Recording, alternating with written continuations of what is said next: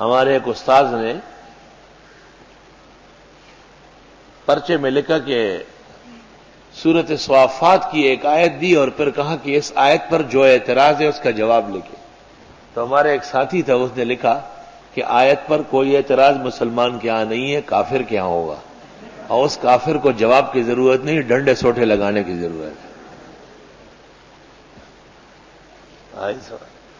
استاد جب کلاس میں آ کے بیٹھ گئے تو کہنے لگے تو ڈنڈے سوٹے لگاتا ہے، لکھے گا کیسے؟ ابو داؤد میں لکھتے ہیں نا کہ قال ابو داؤد سے امام ابو داؤد کیا کہنا چاہتے ہیں. تو ایک طالب علم نے لکھا کہ امام ابو داؤد قال ابو داؤد سے ہم سب کو فیل کرنا چاہتے ہیں.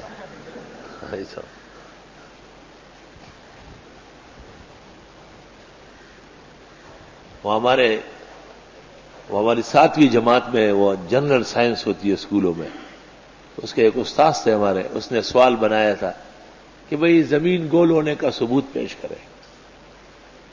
اس میں ایک سوال ہوتا تھا بڑا، وہ کہ زمین گول ہے، اس میں بڑی لمبی چوڑی لیکچر ہوتی تھی. ایک ساتھی تھا ہمارا، اس غریب کو کچھ آتا واتا نہیں تھا، تو اس نے لکھا، استاذ کو لکھا کہ پیپل کا پتا دیکھو زمین بھی گول ہے.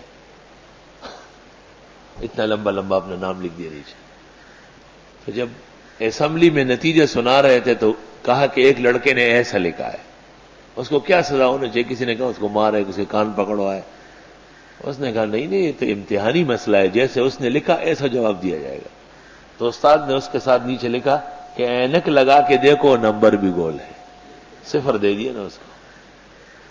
تو جو بغیر ضرورت کے اور بے موقع تحریر کریں گے وہ بھی اینک ابھی سے اپنے لیے بنوا دے، تاکہ ان کو 1 کے بجائے 2 انڈے دے دیے جائے.